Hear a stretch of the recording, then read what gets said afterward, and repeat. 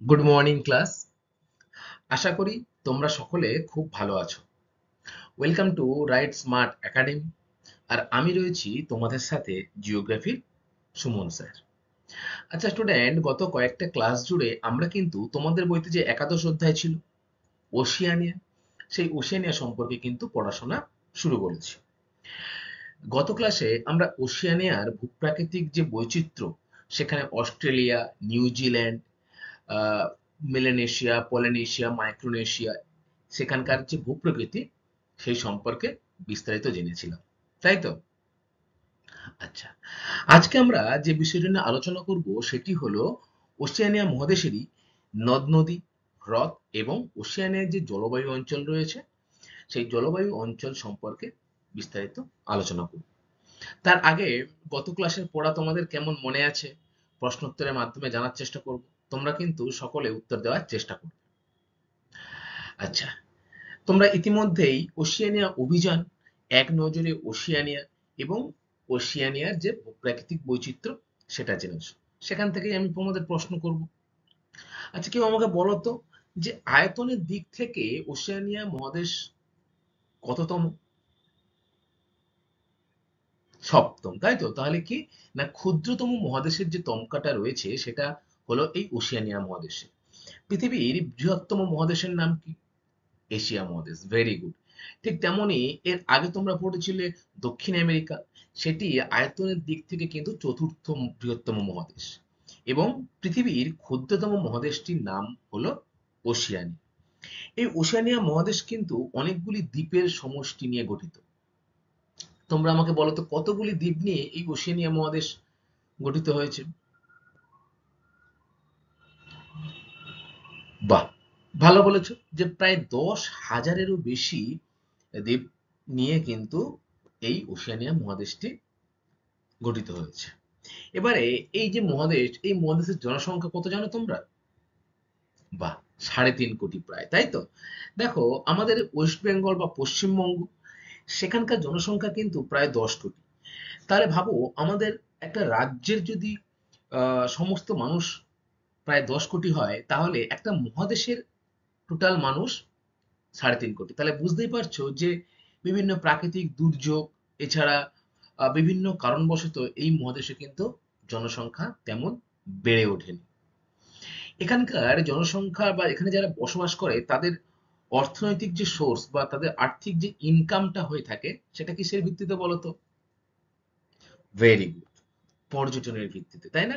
কারণ প্রায় 1,20,00,000 মানুষ কিন্তু বছরে এই ওশেনিয়া মহাদেশের বিভিন্ন প্রান্তে ভ্রমণের উদ্দেশ্যে আসে। এবং এই যে পর্যটনকে কেন্দ্র করে যে পর্যটন শিল্প, এই মহাদেশের কিন্তু অর্থনৈতিক উন্নতির মূল কারণ। এছাড়া এই যে ওশেনিয়া মহাদেশ, এই মহাদেশের জলবায়ুর একটা বৈচিত্র্য লক্ষ্য করা যায়। যেমন আমাদের এখানে জুন জুলাই মাসে গরমকাল থাকে, কিন্তু এই ওশেনিয়া মহাদেশে জুন জুলাই মাসে কিন্তু ঠান্ডা বিরাজ করে। আবার আমাদের এখানে যখন আহ ডিসেম্বর জানুয়ারি মাসে শীতকাল পড়ে, ঠিক তখন এই ওশেনিয়া মহাদেশের দেশগুলিতে কিন্তু গরমকাল পড়ে। অর্থাৎ বিমৌসুমী জলবায়ুর যে অবস্থান, সেটা কিন্তু ঠিক বিপরীত অবস্থান লক্ষ্য করা যায় এই ওশেনিয়া মহাদেশের দেশগুলিতে। আচ্ছা, আমরা পড়েছিলাম যে পৃথিবীর এমন এমন সব জীবজন্তু রয়েছে যেগুলো এই মহাদেশেই কিন্তু একমাত্র দেখা যায়, ওশেনিয়া মহাদেশে। পৃথিবীর অন্যান্য মহাদেশে কিন্তু দেখা যায় না। কি কি জীবজন্তু তোমরা জেনেছো বলো তো? ভেরি গুড, ক্যাঙ্গারু, তাই না? আর কি দেখেছিলে না? হংস, চঞ্চু। এছাড়া ইমু। ইমু কি? এমু হলো উড়তে পারে না এমন এক ধরনের পাখি হলো এমু। আর ছিল কিউই পাখি, যে পাখির কিন্তু কোনো ডানা নেই, তাই তো? এছাড়া ছিল তোমার কোয়ালা, যেটাকে আমরা ছোট ভাল্লুক বলে থাকি।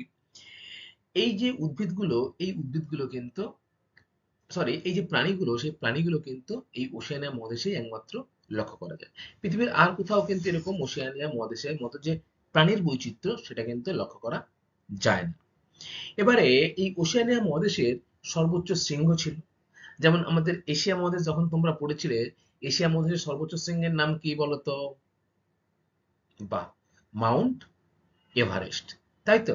হিমালয় পর্বতশ্রেণীর মাউন্ট এভারেস্ট হলো এশিয়ার বৃহত্তম পর্বতশৃঙ্গ তথা পুরো বিশ্বের বৃহত্তম। ঠিক তেমনি এই ওশেনিয়া মহাদেশের বৃহত্তম যে পর্বতশৃঙ্গ তার নাম কি? ভেরি গুড, খুব ভালো বলেছো তুমি যে পাপুয়া নিউ গিনির মাউন্ট উইল হেলাম হলো ওশেনিয়া মহাদেশের সর্বোচ্চ শৃঙ্গ। এবারে ওশেনিয়া মহাদেশের দীর্ঘতম নদীর নাম কি বলতো? ভেরি গুড, এশিয়া মহাদেশের দীর্ঘতম নদীর নাম কিন্তু, সরি, ওশেনিয়া মহাদেশের দীর্ঘতম নদীর নাম হলো কিন্তু মারে ডার্লিং নদী, যে নদীটি অস্ট্রেলিয়া দেশের মধ্যে অবস্থান করছে এবং এটি হলো ওশেনিয়ার দীর্ঘতম নদী। আচ্ছা, এর আগের চ্যাপ্টারে তোমরা কি পড়েছিলে? দক্ষিণ আমেরিকা। বলো তো তোমাদের মনে আছে কিনা, দেখি যে দক্ষিণ আমেরিকার দীর্ঘতম নদীর নাম কি? ভেরি গুড, আমাজন নদী হলো দক্ষিণ আমেরিকার দীর্ঘতম নদী, তাই তো? আচ্ছা, ভেরি গুড। এই ওশেনিয়া মহাদেশে সার্বভৌম দেশের সংখ্যা কয়টি? 14টি। এবং 21টি দেশ রয়েছে সেগুলো কি নির্ভরশীল নয়, সেরকম দেশ রয়েছে। এবারে এই ওশেনিয়ার মধ্যে সব থেকে বড় যে দেশ তার নাম কি বলতো? অস্ট্রেলিয়া। Very good. এবং সব থেকে ক্ষুদ্রতম যে দেশ তার নাম কি? তার নাম কিন্তু হলো নাউরু। এই ওশেনিয়া মহাদেশে বিভিন্ন কিন্তু বিখ্যাত বিখ্যাত সব শহর রয়েছে। কয়েকটি বিখ্যাত শহরের উদাহরণ দাও তো ওশেনিয়ার। মেলবোর্ন, ক্যানবেরা বা Sydney, Adelaide, Partha, Wellington, Auckland, এগুলো কিন্তু হলো ওশেনিয়া মহাদেশের বিখ্যাত বিখ্যাত কয়েকটি শহর। আচ্ছা, এরপরে আমরা আর কি পড়েছিলাম যে ওশেনিয়ার আঞ্চলিক বিভাগ। দেখো সমগ্র ওশেনিয়া মহাদেশে কিন্তু 4টি আঞ্চলিক বিভাগে ভাগ করা যায়। সেই 4টি কি কি? এক হচ্ছে অস্ট্রেলেশিয়া, যেখানে অস্ট্রেলিয়া এবং নিউজিল্যান্ড দেশটি অবস্থান করছে। এরপরে ছিল মেলানেশিয়া, যেখানে ফিজি, সলোমন, নিউ গিনি বা নরফোক এই সমস্ত দেশগুলির ছিল। এবং ছিল মাইক্রোনেশিয়া, অর্থাৎ ক্ষুদ্র ক্ষুদ্র দ্বীপ নিয়ে গঠিত যে অঞ্চলগুলো সেগুলোকে বলা হয় মাইক্রোনেশিয়া। আর 4 নম্বর যে ভাগটা ছিল সেটা হলো কিন্তু পলিনেশিয়া, অর্থাৎ ওশেনিয়া মহাদেশের পূর্ব দিকে একেবারে যে সমস্ত দ্বীপপুঞ্জগুলো গড়ে উঠেছে সেগুলোকে আমরা কি বলবো? পলিনেশিয়া। এই 4টি মূলত প্রধান ভাগে কিন্তু আমরা ভাগ করেছিলাম, তাই তো? এবারে এই যে অস্ট্রেলিয়ার ভূপ্রকৃতি আমরা পড়েছিলাম, সেই অস্ট্রেলিয়ার ভূপ্রকৃতিও কিন্তু 4টি ভাগে ভাগ করা যায়। তোমরা আমাকে বলো তো অস্ট্রেলিয়ার ভূপ্রকৃতির 4টি ভাগ কি কি? ভেরি গুড, পূর্ব দিকে রয়েছে উচ্চভূমি, পশ্চিম দিকে কি রয়েছে? পশ্চিম দিকে রয়েছে কিন্তু মালভূমি অঞ্চল, যেটাকে আমরা কি বলি না, পশ্চিমের মালভূমি অঞ্চল। এর পরে ছিল তোমার মধ্যভাগের সমভূমি অঞ্চল, যেখানে অস্ট্রেলিয়ার সব থেকে বেশি মানুষ কিন্তু বসবাস করে। তাহলে মধ্যভাগের সমভূমি অঞ্চল 3 নম্বর, আর 4 নম্বর ভাগটা কিন্তু ছিল উপকূলের সমভূমি অঞ্চল, অর্থাৎ অস্ট্রেলিয়া একটা দ্বীপ দেশ, চারিদিকে সাগর বা মহাসাগর রয়েছে, প্রশান্ত মহাসাগর, ভারত মহাসাগর রয়েছে। এবারে তার চারিদিকে কিন্তু দ্বীপ রয়েছে। এই যে অস্ট্রেলিয়া দেশটির চারিদিকে যে উপকূল সমুদ্রের তীরবর্তী অঞ্চল রয়েছে সেখানে কিন্তু কিছুটা সংকীর্ণ সমভূমি লক্ষ্য করা যায়। এটাকেই আমরা বলছি উপকূলের সমভূমি অঞ্চল। এই উপকূলের সমভূমি অঞ্চলে পৃথিবীর বৃহত্তম প্রবাল প্রাচীর রয়েছে। তার নাম কি তোমরা বলো তো? পৃথিবীর বৃহত্তম প্রবাল প্রাচীরের নাম কি? ভেরি গুড, পৃথিবীর বৃহত্তম প্রবাল প্রাচীরের নাম কিন্তু হলো গ্রেট ব্যারিয়ার রিফ। আচ্ছা, অস্ট্রেলিয়ার পূর্ব দিকে রয়েছে বিখ্যাত বিখ্যাত সব কিন্তু উচ্চভূমি। এর মধ্যে একটি প্রাচীন ভূমিল পর্বতের উদাহরণ পাওয়া যায়, তার নাম কি? Very good, great Dividing range, তাই তো? সমগ্র অস্ট্রেলিয়ার উচ্চতম শৃঙ্গের নাম কি বলো? মাউন্ট কোশিয়াসকো, সরি, মাউন্ট কোশিয়াসকো কিন্তু হলো সমগ্র অস্ট্রেলিয়ার উচ্চতম শৃঙ্গ। তোমরা আয়ার রক কি নাম শুনেছো? শুনেছো, তাহলে এই আয়ার রকটা কি বলতো? হ্যাঁ, এটি কিন্তু একটি দর্শনীয় বস্তু, তাই তো? সূর্যোদয় থেকে সূর্যাস্তর সময় এই যে শিলা বা রকটা রয়েছে, আয়ার রক যাকে আমরা বলছি, সেটা কিন্তু দিনের বিভিন্ন সময় কিন্তু বিভিন্ন রঙের হয়। যেমন তোমার লালচে বাদামি থেকে আবার কখনো হলদে, কখনো কখনো আবার বেগুনি রঙেরও কিন্তু হয়ে থাকে। এটি একটি দর্শনীয় তোমার বস্তু, যেটা অস্ট্রেলিয়ার পশ্চিমের মালভূমি অঞ্চলে অবস্থান করছে। আচ্ছা, এবারে মধ্যভাগের সমভূমি অঞ্চলে কিন্তু আমরা আর্টিজিও কূপ পড়েছিলাম অস্ট্রেলিয়ার। এই আর্টিজিও কূপ কাকে বলে বলতো? Very good. যে শিলাস্তরের আকৃতি এমন হবে যেখানে কিন্তু সামান্য গর্ত খুঁড়লেই কিন্তু পাম্পের সাহায্য ছাড়াই জল আপনা আপনি ভূপৃষ্ঠের বাইরে বেরিয়ে আসবে। আর এই ধরনের কূপকে কি বলা হয়? আর্টিজিও কূপ। তাই তো? Very good. আচ্ছা, আমরা পড়েছিলাম নিউজিল্যান্ডের ভূপ্রকৃতি। সেখানে আমরা কি পড়েছিলাম? যে পড়েছিলাম নিউজিল্যান্ডের একটি বিখ্যাত সমভূমি রয়েছে। সেই সমভূমির নাম কি?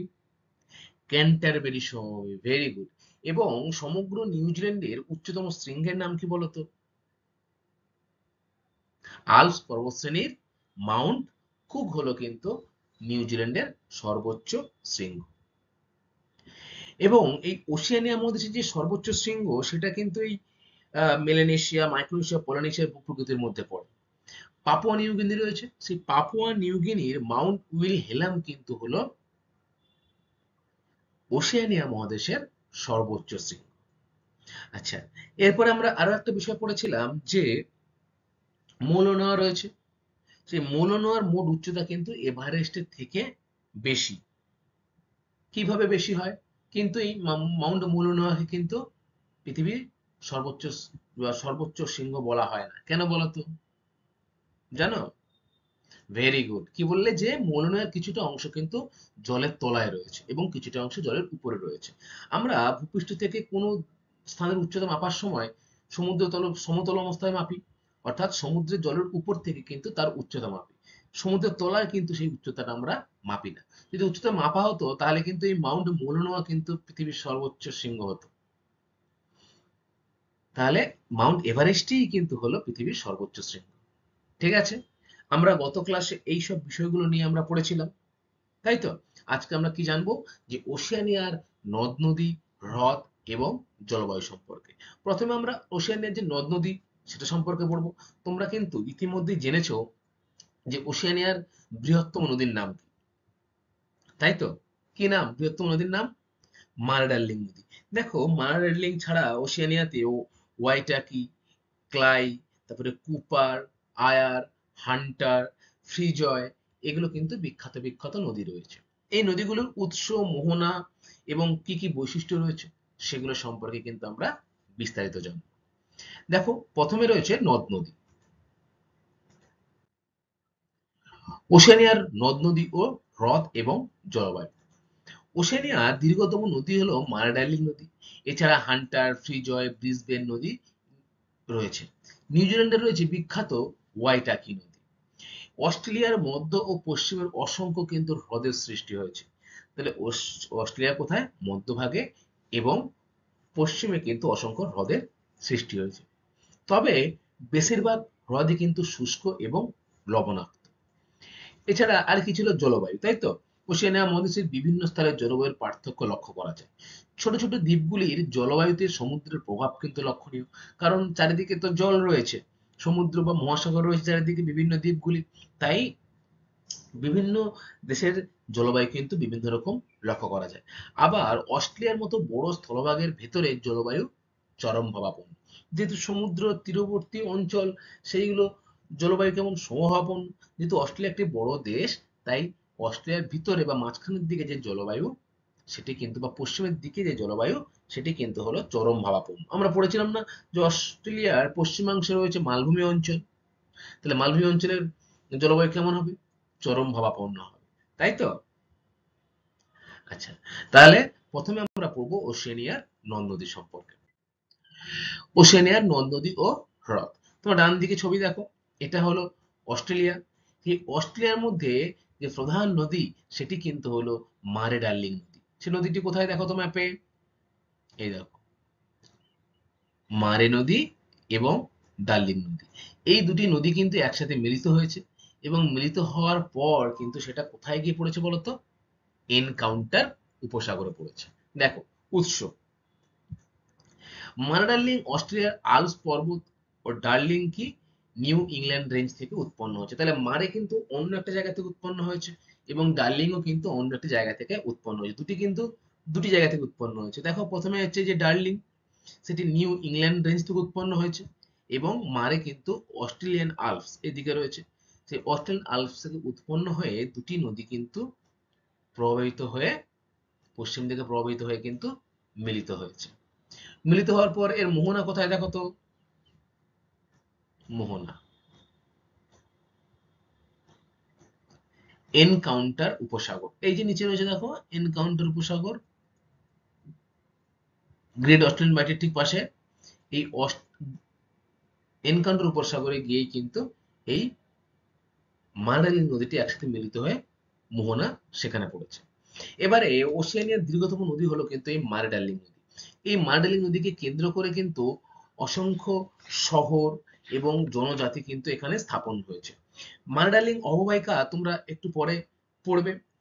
এই ডার্লিং নদী আর মারা নদী এই দুটি কিন্তু যে শহরে মিলিত হয়েছে সেটা কিন্তু খুব গুরুত্বপূর্ণ। কোন শহর বলতো? না, ওয়েন্ট ওয়ার্থ শহর রয়েছে, সেই শহরের কাছে কিন্তু ডার্লিং নদী এবং মারে নদী কিন্তু মিলিত হয়েছে, এবং এদের মিলিত প্রবাহ কি নামে প্রবাহিত হয়েছে? মারা ডার্লিং নামে প্রভাবিত হয়েছে। দেখো, মারে হচ্ছে প্রধান নদী এবং ডার্লিং নদী কিন্তু হচ্ছে মারে নদীর উপনদী। মনে থাকবে, যদি পরীক্ষায় আসে যে মারে নদীর উপনদীর নাম কি, তখন তোমরা কি বলবে? না, ডার্লিং নদী হচ্ছে কিন্তু মারে নদীর উপনদী। আচ্ছা, এরপরে দেখো আর কি নদী রয়েছে অস্ট্রেলিয়ার? হান্টার, ফ্রিজয় ও ব্রিসবেন নদী। উৎস দেখো কোথায়? Great Dividing range. অস্ট্রেলিয়ার পূর্ব দিকে রয়েছে কি? উচ্চভূমি, তাই তো? অর্থাৎ এরকম জায়গায় কিন্তু রয়েছে গ্রেট ডিভাইডিং রেঞ্জ, এবং বিভিন্ন স্থানে এটা বিভিন্ন নামে পরিচিত। সেই ভূপ্রকৃতি পড়ার সময় আমরা পড়েছিলাম না? বলতো কি কি নামে পরিচিত বিভিন্ন স্থানে এগুলি? Very good. New England range, Australian Alps, এছাড়া ব্লু রেঞ্জ, এই নামগুলো কিন্তু পরিচিত এই গ্রেট ডিভাইডিং রেঞ্জ। আর এই গ্রেট ডিভাইডিং রেঞ্জ থেকেই হান্টার, ফ্রিজয় এবং ব্রিসবেন নদী কিন্তু উৎপত্তি লাভ হয়েছে। এরপরে দেখো ওর মোহনা কোথায় গেছে? মোহনা প্রশান্ত মহাসাগর, অর্থাৎ এই যে দেখো প্রশান্ত মহাসাগর এদিকে রয়েছে। এই প্রশান্ত মহাসাগরে কিন্তু পতিত হয়েছে কোন নদীগুলি? না, হান্টার, ফ্রিজয় এবং ব্রিসবেন নদী। এরপরে দেখো আরো দুটি গুরুত্বপূর্ণ নদী রয়েছে, সেটি কি কি? কুপার আর আয়ার নদী। উৎস কি? না, পূর্ব ও পশ্চিম মালভূমি অঞ্চল থেকে এটি উৎপন্ন হয়েছে, এবং কোথায় এসে পতিত হয়েছে? আয়ার হ্রদ। তোমরা ম্যাপে দেখো তো আয়ার হ্রদ কোথায় রয়েছে? এই যে স্থানটাতে, তাই তো? এই যে লেখা রয়েছে আয়ার হ্রদ।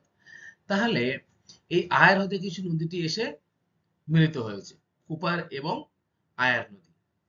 কোথায় সৃষ্টি হয়েছে? পূর্ব ও পশ্চিম মালভূমি অঞ্চলে কিন্তু অনেক নদীর সৃষ্টি হয়েছে, সেই নদী কিন্তু এসে মিলিত হয়েছে আয়ার হ্রদে। এই দুটি নদী হলো অস্ট্রেলিয়ার অন্তর্বাহিনী নদী। আচ্ছা, অন্তর্বাহিনী নদী কাকে বলে বলো তো? বাহ, খুব ভালো বলেছো। যে নদী কোনো একটি দেশের মধ্যে সৃষ্টি হয়ে সেই দেশের মধ্যেই কিন্তু সেটা শেষ হচ্ছে বা পতিত হচ্ছে, তাকে আমরা কি বলবো? অন্তর্বাহিনী নদী। আর আন্তর্জাতিক নদী কাকে বলবো? Very good. কোনো একটি নদী যখন এক বা একাধিক দেশের সীমানা অতিক্রম করবে তখন তাকে কি বলা হবে? আন্তর্জাতিক নদী। তাহলে এখানে কি রয়েছে? না, যদি বলে অস্ট্রেলিয়ার একটি অন্তর্বাহিনী নদীর উদাহরণ দাও, তাহলে তোমরা কি বলবে? কুপার অথবা আয়ার, যে কোনো একটা নাম বললেই হবে। এই দুটো নদী কিন্তু হলো অন্তর্বাহিনী নদী। আচ্ছা, এরপরে দেখো কি রয়েছে। আচ্ছা, নিউজিল্যান্ডের নদ নদী ওয়াইটাকি নদী। ওয়াইটাকি নদী দেখো তো ম্যাপে কোথায়? উত্তরে না দক্ষিণে? দক্ষিণে রয়েছে ওয়াইটাকি নদী। দেখো এই যে ওয়াইটাকি নদী, এই যে এটা হচ্ছে ওয়াইটাকি নদী। উৎস হচ্ছে বেনমোর হ্রদ, এবং মোহনা হচ্ছে কিন্তু প্রশান্ত মহাসাগর। এটি হলো নিউজিল্যান্ডের দীর্ঘতম নদী। তাই যদি বলি পরীক্ষায় প্রশ্ন আসে নিউজিল্যান্ডের দীর্ঘতম নদীর নাম কি, তখন তোমরা কি বলবে? Very good. ওয়াইটাকি নদী হলো নিউজিল্যান্ডের দীর্ঘতম নদী। আচ্ছা, এরপরে রয়েছে দেখো ক্লাথা নদী। এটাও কিন্তু নিউজিল্যান্ডের একটি বিখ্যাত নদী। ক্লাথা নদীর উৎস হচ্ছে ওয়ানাকা হ্রদ এবং মোহনা কিন্তু হচ্ছে প্রশান্ত মহাসাগর। দেখো, সমগ্র যে নিউজিল্যান্ডের ভূপ্রকৃতি রয়েছে সেটা কিন্তু পূর্ব থেকে পশ্চিমে ঢালু। তাই নদীগুলি কিন্তু সবই সরি পশ্চিম থেকে পূর্ব দিকে ঢালু। ঠিক আছে, পশ্চিম দিকে উচ্চভূমি রয়েছে এবং পূর্ব দিকে সেটা ঢালু।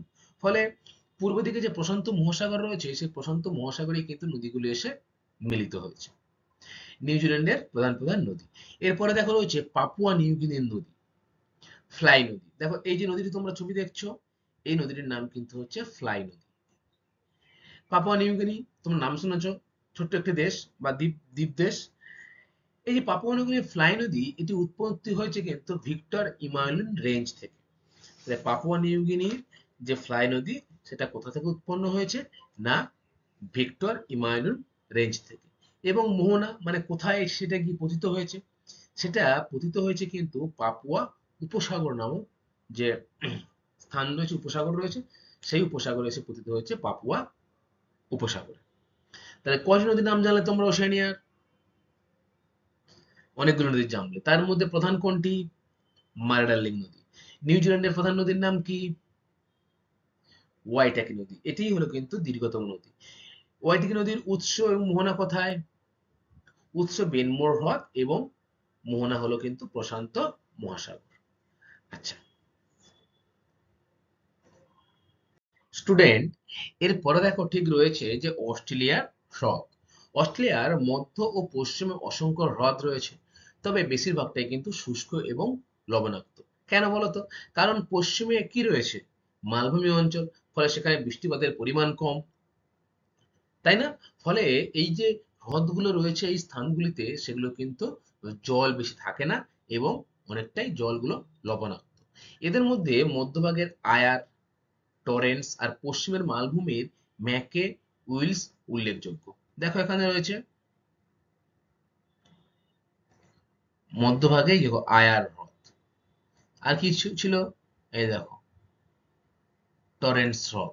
এছাড়া পশ্চিমের মালভূমি অঞ্চল এই স্থানটা, এই স্থানে কিন্তু রয়েছে কি ম্যাকে উইলসের বিখ্যাত বিখ্যাত সব লবণাক্ত হ্রদ।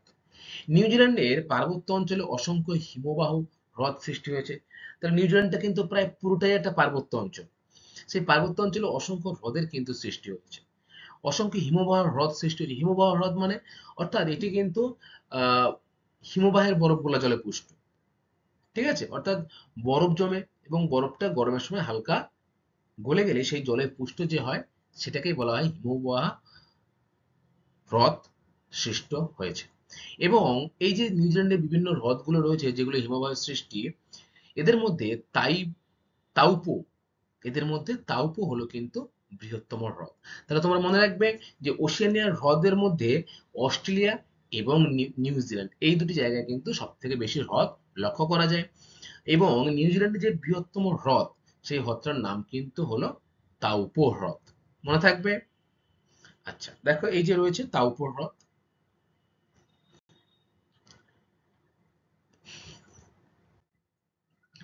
এর ঠিক পরে রয়েছে দেখো ওশেনিয়ার জলবায়ু। আচ্ছা স্টুডেন্ট, জলবায়ু কাকে বলে বলো তো? তোমরা তো পড়ে এসেছো এটা, জলবায়ু কাকে বলে? বাহ, খুব ভালো বলেছে যে কোনো একটি স্থানের বা কোনো একটি দেশ বা কোনো একটি অঞ্চলের ৩০-৩৫ বছরের গড় যে আবহাওয়া তাকে আমরা কি বলবো বলতো? জলবায়ু। জলবায়ুর মধ্যে বৃষ্টিপাত, উষ্ণতা, আর্দ্রতা এই বিষয়গুলো কিন্তু লক্ষ্য করা যায়। তোমরা ক্লাস এইটেই কিন্তু পড়েছো পৃথিবীর প্রধান প্রধান জলবায়ু অঞ্চল, যেমন তার মধ্যে নিরক্ষীয় জলবায়ু, মৌসুমী জলবায়ু, তুন্দ্রা জলবায়ু, ভূমধ্যসাগরীয় জলবায়ু পড়েছো তো? তাহলে এই যে জলবায়ুগুলো তোমরা পড়ে এসেছো আগে, সেই জলবায়ু ওশেনিয়া মহাদেশের কোন কোন স্থানে লক্ষ্য করা যায় বা কোন কোন জলবায়ু কোন কোন স্থানে রয়েছে সেগুলো নিয়ে কিন্তু আমরা পড়বো। কারণ ওশেনিয়া মহাদেশের বিভিন্ন স্থানে কিন্তু আহ জলবায়ুর পার্থক্য কিন্তু লক্ষ্য করা যায়। ছোট ছোট দ্বীপগুলির জলবায়ুতে সমুদ্রের প্রভাব লক্ষ্য করা যায়, যেগুলো ছোট দ্বীপ চারিদিকে সমুদ্র রয়েছে। যেমন ধরো এখানে ছবিতে দেখো এই একটা ছোট্ট দ্বীপ, তাহলে চারিদিকে তো সমুদ্র রয়েছে, তাহলে সেই দ্বীপের কিন্তু সমুদ্রের যে জলের প্রভাব সমুদ্রের যে জলবায়ুর প্রভাব, সমুদ্রের প্রভাব সেটা কিন্তু লক্ষ্য করা যায়। আবার অস্ট্রেলিয়ার মতো বিশাল বড় স্থলভূমিযুক্ত দেশ রয়েছে, সেখানে সমুদ্রের তীরবর্তী অঞ্চলের জলবায়ু যেমন সমভাবাপন্ন, তেমনি সমুদ্র থেকে দূরবর্তী অঞ্চল অর্থাৎ অস্ট্রেলিয়ার মধ্যভাগ, এই অঞ্চলগুলো কিন্তু আবার চরম ভাবাপন্ন আবহাওয়া লক্ষ্য করা যায়। এই পার্থক্যের উপর ভিত্তি করে মহাদেশকে কয়েকটি জলবায়ু অঞ্চলে কিন্তু ভাগ করা গেছে। তাহলে দেখো, ওশেনিয়া মহাদেশকে জলবায়ুকে মূলত কয় ভাগে ভাগ করা যায়? না, 6টি ভাগে ভাগ করা যায়। কি কি? নিরক্ষীয় জলবায়ু অঞ্চল। নিরক্ষীয় জলবায়ু অঞ্চল কোন স্থানগুলো দেখো তো এখানে? এই যে এই যে স্থানগুলো হলো, এগুলো নিরক্ষীয় জলবায়ু অঞ্চলের অন্তর্গত। তোমরা সকলেই জানো যে নিরক্ষীয় জলবায়ু অঞ্চলে উষ্ণতা বেশি, ফলে বৃষ্টিপাতের পরিমাণ বেশি, তাই তো? এবং গরমও কিন্তু ভালোই থাকে। তারপর 2 নম্বর রয়েছে ক্রান্তীয় মৌসুমী জলবায়ু। মৌসুমী জলবায়ু কোথায় কোথায় দেখা যায়? এই যে স্থানগুলো রয়েছে, এইগুলো দেখা যায় কি জলবায়ু? মৌসুমী জলবায়ু। 3 নম্বর রয়েছে দেখো নাতিশীতোষ্ণ জলবায়ু। না শীত না উষ্ণ, সেটাকে বলা হয় নাতিশীতোষ্ণ জলবায়ু। সেই নাতিশীতোষ্ণ জলবায়ুর কিন্তু কোথায় লক্ষ্য করা যায়? না, মহাদেশের পূর্ব দিকের যে অংশ বা অস্ট্রেলিয়ার যে পূর্বাংশ, সেখানে কিন্তু নাতিশীতোষ্ণ জলবায়ু লক্ষ্য করা যায়। এরপরে দেখো রয়েছে ভূমধ্যসাগরীয় জলবায়ু।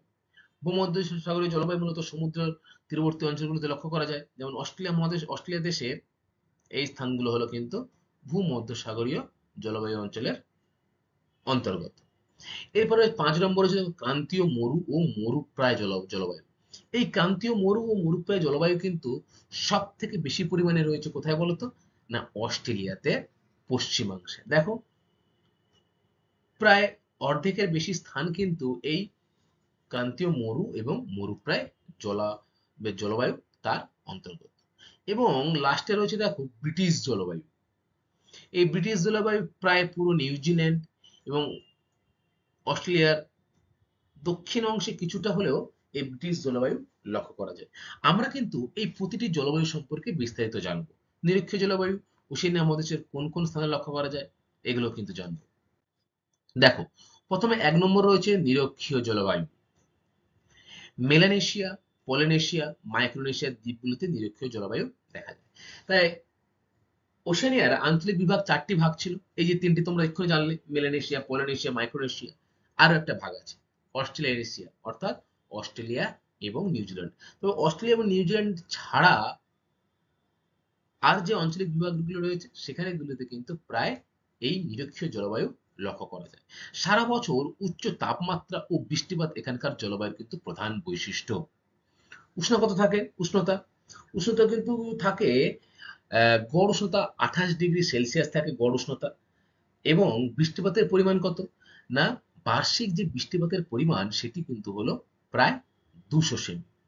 তাহলে দেখো, নিরক্ষীয় জলবায়ু অঞ্চল কিন্তু অস্ট্রেলিয়া এবং নিউজিল্যান্ডে তেমন লক্ষ্য করা যায় না। এই অস্ট্রেলিয়া নিউজিল্যান্ড ছাড়া বাদবাকি যে দেশগুলি রয়েছে ছোট ছোট ক্ষুদ্র ক্ষুদ্র, সেখানে থেকে কিন্তু এই নিরক্ষীয় জলবায়ু লক্ষ্য করা যায়। 2 নম্বর দেখো ক্রান্তীয় মৌসুমী জলবায়ু। আচ্ছা, আমাদের এই ভারতবর্ষ কোন জলবায়ুর অন্তর্গত বলতো? ক্রান্তীয় মৌসুমী জলবায়ুর অন্তর্গত, তাই তো? এখানে ঋতু পরিবর্তন লক্ষ্য করা যায়। শীত, গ্রীষ্ম, বর্ষা বা শরৎকাল, এই সময়গুলো কিন্তু আমাদের ক্রান্তীয় মৌসুমী জলবায়ুর দেশগুলোতে লক্ষ্য করা যায়। অস্ট্রেলিয়ার উত্তর এবং উত্তর পূর্বাংশের এই জলবায়ু কিন্তু লক্ষ্য করা যায়। তাহলে দেখো, অস্ট্রেলিয়ার উত্তর দিকে এই অংশটা এবং এই দিকে সামান্য রয়েছে, তাই বলা হচ্ছে উত্তর পূর্বাংশে অস্ট্রেলিয়ার এই ধরনের ক্রান্তীয় মৌসুমী জলবায়ু লক্ষ্য করা যায়। এখানে শীতকাল কেমন থাকে? শীতল ও শুষ্ক। এবং গ্রীষ্মকাল কি? মৌসুমী বায়ুর প্রভাবে কিন্তু গ্রীষ্মকাল এখানে বৃষ্টিপাত হয়। মৌসুমী জলবায়ু অঞ্চলের বার্ষিক গড় বৃষ্টিপাতের পরিমাণ কত বলতো? মৌসুমী জলবায়ু অঞ্চলের বার্ষিক গড় বৃষ্টিপাতের পরিমাণ হলো কিন্তু প্রায় 150 সেমি। তাহলে আমরা কি কি পড়লাম? না, 1 নম্বর পড়লাম নিরক্ষীয় জলবায়ু অঞ্চল, যেটি মেলানেশিয়া, পলিনেশিয়া, মাইক্রোনেশিয়া লক্ষ্য করা যায়। দ্বিতীয় দেখলাম কি? না, ক্রান্তীয় মৌসুমী জলবায়ু, যেটা অস্ট্রেলিয়ার উত্তর পূর্বাংশে লক্ষ্য করা যায়। 3 নম্বর কি রয়েছে দেখো? নাতিশীতোষ্ণ জলবায়ু। না শীত না উষ্ণ। দেখো, এখানে রয়েছে কোনটা নাতিশীতোষ্ণ জলবায়ু? এই অংশটা কিন্তু নাতিশীতোষ্ণ জলবায়ু। অর্থাৎ অস্ট্রেলিয়ার যে পূর্বাংশ, সেই অস্ট্রেলিয়ার পূর্বাংশ হলো কিন্তু নাতিশীতোষ্ণ জলবায়ুর অন্তর্গত। অস্ট্রেলিয়ার মার্ডার্লিং অববাহিকা ও পূর্ব উপকূলে ব্রিসবেনে এই জলবায়ু লক্ষ্য করা যায়। এখানকার জলবায়ু উপকূল অঞ্চলে সারা বছর আয়নবায়ু এবং পশ্চিম বায়ুর প্রভাবে কিন্তু এই অঞ্চলে প্রচুর বৃষ্টিপাত হয়। দেখো, আয়নবায়ু আর পশ্চিম বায়ু যেখানে এসে মিলিত হবে সেখানে কিন্তু প্রচুর পরিমাণে কুয়াশা এবং বৃষ্টিপাতের সৃষ্টি হবে। ফলে নাতিশীতোষ্ণ জলবায়ু অঞ্চলে কিন্তু অস্ট্রেলিয়াতে প্রচুর পরিমাণে বৃষ্টিপাত ঘটে। এরপরে রয়েছে দেখো 4 নম্বর কি, ভূমধ্যসাগরীয় জলবায়ু। ভূমধ্যসাগরীয় জলবায়ু তোমরা আগে পড়েছিলে? পড়েছে, জলবায়ু অঞ্চলে পড়েছো না? এই ভূমধ্যসাগরীয় জলবায়ু অঞ্চলের প্রধান ফল কি বলতো? দেখি তোমাদের কেমন মনে আছে। বাহ, খুব ভালো বলেছো যে জলপাই। এবং ভূমধ্যসাগরীয় জলবায়ুর প্রধান যে বৈশিষ্ট্য সেটা কি বলতো? একদম ঠিক বলেছো যে শীতকালীন বৃষ্টিপাত। অর্থাৎ শীতকালে কোন জলবায়ু অঞ্চলে বৃষ্টিপাত হয়? ভূমধ্যসাগরীয় জলবায়ু অঞ্চলে। অস্ট্রেলিয়ার উপকূল বরাবর পার্থ এবং অ্যাডিলেড অঞ্চলে এই জলবায়ুর প্রভাব কিন্তু লক্ষ্য করা যায়। ভূমধ্যসাগরীয় জলবায়ু অঞ্চল কিন্তু একটা আরামদায়ক জলবায়ু অঞ্চল। এখানে পশ্চিমা বায়ুর প্রভাবে কিন্তু শীতকালে প্রবল বৃষ্টিপাত হয় এবং গ্রীষ্মকাল কিন্তু থাকে উষ্ণ। অর্থাৎ গ্রীষ্মকালে কিন্তু তেমন বৃষ্টিপাত হয় না, শীতকালে কিন্তু বৃষ্টিপাতটা লক্ষ্য করা যায়। বার্ষিক যে গড় বৃষ্টিপাত তার পরিমাণ কত? না, বার্ষিক গড় বৃষ্টিপাতের পরিমাণ হলো 75 বা 75 সেমির মতো। মনে থাকবে? তাহলে আমরা কি পড়লাম? নাতিশীতোষ্ণ জলবায়ু, যেটা এই পূর্বাংশ। আর কি পড়লাম? ভূমধ্য সাগরীয় জলবায়ু, যেটা দেখো রয়েছে কোথায়? না, অস্ট্রেলিয়ার উপকূল বরাবর অঞ্চলে। অস্ট্রেলিয়ার উপকূল বরাবর অঞ্চলে কিন্তু রয়েছে ভূমধ্যসাগরীয় জলবায়ু অঞ্চল। কোন কোন স্থান? অ্যাডিলেড, পার্থ, এই দুটি স্থানে লক্ষ্য করা যায়। আচ্ছা, এরপরে দেখো রয়েছে 5 নাম্বার কি, ক্রান্তীয় মরু ও মরুপ্রায় জলভূমি। ক্রান্তীয় মরু ও মরুপ্রায় জলবায়ু। দেখো ম্যাপে কোথায় রয়েছে? এই অংশটা পুরোটাই কিন্তু হলো ক্রান্তীয় মরু ও মরুপ্রায় জলভূমি। অস্ট্রেলিয়ার মধ্য ও পশ্চিমাংশের এই জলবায়ু অঞ্চলে বৃষ্টি কিন্তু হয় না বললেই চলে। বার্ষিক গড় বৃষ্টিপাতের পরিমাণ 25 সেমি রকম। তাহলে আমরা কি জেনেছিলাম যে 25 সেমির কম বৃষ্টিপাত হলে সেই স্থানকে কি বলা হয়? মরুপ্রায় অঞ্চল বা মরুভূমি অঞ্চল। গ্রীষ্মকাল বেশ উষ্ণ এবং শীতলকাল কিন্তু খুব শীত বিরাজ করে এই ক্রান্তীয় মরু ও মরুপ্রায় জলবায়ু অঞ্চল। দেখো, সমগ্র অস্ট্রেলিয়ার প্রায় 70% অঞ্চল বা 60% অঞ্চল কিন্তু এই ক্রান্তীয় মরু ও মরুপ্রায় জলবায়ুর অন্তর্গত। সব থেকে বেশি মানুষ কিন্তু বসবাস করে অস্ট্রেলিয়ার এই মধ্যভাগে, যেখানে মার্ডার্লিং অববাহিকা রয়েছে, আয়ার হ্রদ রয়েছে, এই যে স্থানগুলো রয়েছে সেখানে প্রচুর মানুষ কিন্তু বসবাস করে। আর এই মরু জলবায়ু কি তে বৈশিষ্ট্য কি? না, শীতকালে হয় প্রবল শীত আর গ্রীষ্মকালে হয় প্রবল গরম। নাম্বার 6, ব্রিটিশ জলবায়ু। দক্ষিণ পূর্ব অস্ট্রেলিয়া। কোন দিকে দক্ষিণ পূর্ব অস্ট্রেলিয়া? দেখো, এটা পূর্ব দিক, এটা দক্ষিণ দিক।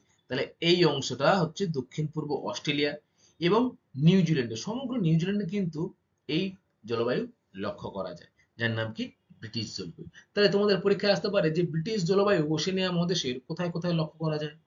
না, সমগ্র নিউজিল্যান্ড এবং অস্ট্রেলিয়ার পূর্ব এবং দক্ষিণ অংশে কিন্তু এই ব্রিটিশ জলবায়ু লক্ষ্য করা যায়। কেমন এই জলবায়ু? গ্রীষ্মকাল হালকা উষ্ণ আর শীতকাল বেশ শীত পড়ে। পশ্চিমা বায়ুর প্রভাবে এখানে সারা বছর প্রচুর বৃষ্টিপাত হয়। তাহলে ব্রিটিশ জলবায়ুতেও কিন্তু ভূমধ্যসাগরীয় জলবায়ুর মতোই কিন্তু একটি ভাব লক্ষ্য করা যাচ্ছে, যেটি কি? না, বর্ষাকালে, সরি, শীতকালে কিন্তু পশ্চিমা বায়ুর প্রভাবে এই অঞ্চলে প্রচুর বৃষ্টিপাত লক্ষ্য করা যায়। ঠিক আছে, আমরা কিন্তু ওশেনিয়ার জলবায়ু অঞ্চলের যে 6টি ভাগ, সেই 6টি ভাগ সম্পর্কেই পড়লাম, তাই তো? আচ্ছা, এরপরে আমরা পরবর্তী ক্লাসে ওশেনিয়ার স্বাভাবিক উদ্ভিদ সম্পর্কে পড়ব। আজকের ক্লাসটা আমার এই পর্যন্তই। আশা করি তোমরা ওশেনিয়ার নদ নদী, হ্রদ এবং জলবায়ু সম্পর্কে বুঝতে পেরেছো। এবারে এখান থেকে কয়েকটি প্রশ্ন আলোচনা করব যেগুলি পরীক্ষায় আসে। দেখো তোমরা, 1 নাম্বার, তোমরা এই উত্তর দেওয়ার চেষ্টা করবে যে ওশেনিয়ার দীর্ঘতম নদীর নাম কি? বলো। ওশিয়ানিয়ার দীর্ঘতম নদীর নাম কি?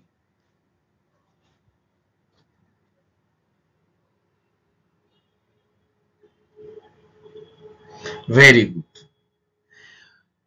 মারে ডার্লিং নদী কিন্তু ওশেনিয়ার দীর্ঘতম নদী। দ্বিতীয় প্রশ্ন হচ্ছে, দেখো, নিউজিল্যান্ডের বৃহত্তম হ্রদের নাম কি? অনেকগুলি হ্রদ অঞ্চল রয়েছে অস্ট্রেলিয়া এবং নিউজিল্যান্ডে। অস্ট্রেলিয়া যেমন আয়ার হ্রদ রয়েছে, টরেন্স হ্রদ রয়েছে, ঠিক তেমনি নিউজিল্যান্ডের কিন্তু অনেক হ্রদ রয়েছে। তার মধ্যে সব থেকে বড় হ্রদ কোনটি? Very good. তাউপো হ্রদ হলো নিউজিল্যান্ডের বৃহত্তম হ্রদ। 3 নম্বর, নিউজিল্যান্ডের দীর্ঘতম নদীর নাম কি? বলো। বাহ, খুব ভালো বলেছে যে ওয়াইটাকি নদী, যার উৎস কোথায়? না বেনমোর হ্রদ, এবং তার মোহনা কোথায়? ওয়ায়ানাকা হ্রদে। এই ওয়াইটাকি নদী হলো কিন্তু নিউজিল্যান্ডের দীর্ঘতম নদী। অস্ট্রেলিয়ার কয়েকটি উল্লেখযোগ্য হ্রদের নাম বলো। Very good. লরেন্স, আয়ার হ্রদ, তাই তো? এগুলি হলো কিন্তু অস্ট্রেলিয়ার গুরুত্বপূর্ণ হ্রদ। 5, ব্রিটিশ জলবায়ু ওশেনিয়ার কোন কোন অঞ্চলে দেখা যায়? বলো। একদম ঠিক বলেছো যে সমগ্র নিউজিল্যান্ড এবং অস্ট্রেলিয়ার দক্ষিণ পূর্ব অংশে ব্রিটিশ জলবায়ু লক্ষ্য করা যায়। 6 নম্বর প্রশ্ন দেখো, শীতকালে বৃষ্টিপাত হয় কোন জলবায়ু অঞ্চলে? খুব ইজি প্রশ্ন, বলো শীতকালে কোন জলবায়ু অঞ্চলে বৃষ্টিপাত হয়? Very good. শীতকালে কিন্তু ভূমধ্যসাগরীয় জলবায়ু অঞ্চলে বৃষ্টিপাত হয়। এই ভূমধ্যসাগরীয় জলবায়ু অঞ্চলের প্রধান ফসল কি বলতো? জলপাই। 7 নম্বর দেখো কি রয়েছে, বলছে যে মারে ডার্লিং নদীর উৎস কোথায়? মারে এবং ডার্লিং দুটি কিন্তু আলাদা আলাদা নদী, ভালো করে কিন্তু এটা মাথায় ঢোকাবে। যখন এই দুটি মিলিত হচ্ছে তখন তাকে একসাথে বলা হচ্ছে মারে ডার্লিং অববাহিকা বা মারে ডার্লিং নদী। তার আগে মারে নদীর উৎস কোথায়? ভেরি গুড, অস্ট্রেলিয়ান আল্পসে। আর ডার্লিং নদী নিউ ইংল্যান্ড রেঞ্জ। এই দুটি নদী কিন্তু একসাথে এসে ওয়েন্টওয়ার্থ শহর রয়েছে অস্ট্রেলিয়ার, সেখানে মিলিত হয়ে প্রভাবিত হয়ে এর মোহনা কোথায়? এনকাউন্টার উপসাগর। মনে থাকবে। তাহলে মানা ডার্লিং নদী কিন্তু দুটি আলাদা জায়গা থেকে সৃষ্টি হয়েছে এবং একসাথে মিলিত হয়ে কোথায় পতিত হয়েছে? না এনকাউন্টার উপসাগর। 8 নম্বর দেখো, ওয়াইটাকি নদীর মোহনা কোথায়? ওয়াইটাকি হলো নিউজিল্যান্ডের দীর্ঘতম নদী। সেই ওয়াইটাকি নদী বেনমোর হ্রদ থেকে সৃষ্টি হয়েছে, কিন্তু তোমাদের এখানে চেয়েছে যে মোহনা কোথায়, কোথায় শেষ হয়েছে? বলো। ওয়ানাকা হ্রদে কিন্তু এর সরি, ওয়ানাকা হ্রদ না, ওয়াইটাকি নদীর মোহনা কিন্তু হলো প্রশান্ত মহাসাগর। ঠিক আছে? তাহলে ওয়াইটাকি নদীর মোহনা হলো প্রশান্ত মহাসাগর, উৎস হলো কিন্তু বেনমোর হ্রদ। আশা করি তোমরা জলবায়ু অঞ্চল বা ওশেনিয়ার নদ নদী সম্পর্কে বিস্তারিত জেনেছো। পরবর্তী ক্লাসে আমি তোমাদের সাথে ওশেনিয়ার জলবায়ু এবং মানা ডার্লিং অববাহিকা সম্পর্কে আলোচনা করব। Thank you class. মনোযোগ দিয়ে ক্লাসটা শোনার জন্য সকলকে আবার অসংখ্য ধন্যবাদ।